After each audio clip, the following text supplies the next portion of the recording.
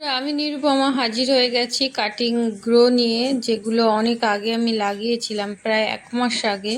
পদ্ম গাছের সঙ্গে এই কাটিংটা আমি গিফটে পেয়েছিলাম ওই দাদার কাছ। তো উনি বলছিল কিছুতেই নাকি এই মালবেরির কাটিং থেকে গাছ করা সম্ভব না, উনি অনেকবার ট্রাই করেছে। তো আমি কাটিং লাগানোর সাথে সাথেই দেখছি কাটিংয়ে ফল চলে এসছে, আর এখন দেখুন ফলগুলো সবুজ ছিল আমার প্রথম, তাই অভিজ্ঞতা বেশি ভালো নেই। আর এখন লাল লাল হয়েছে, এটা কি ঠিকঠাক হচ্ছে না লাল হয়ে নষ্ট হয়ে যাচ্ছে? আপনারা জানাবেন। আর বাগান বিলাসগুলো সুন্দর নতুন ডালপালা গজিয়েছে, আর তার সাথে একটা কাঠচাপার গাছ দিয়েছিলাম, সেটাও গ্রো করেছে। আর মাথাটা কেটে দিতে দেখুন সাদা সাদা কিরকম আঠালো পদার্থ বেরোচ্ছে। তাই যে কোনো গাছ আমি একটু ঝোপালো পছন্দ করি, তাই কাটিং লাগানোর পরেও সেখান থেকে আমি পিঞ্চিং করতে থাকি। বন্ধুরা, ভালো লাগলে ফলো সাবস্ক্রাইব করুন।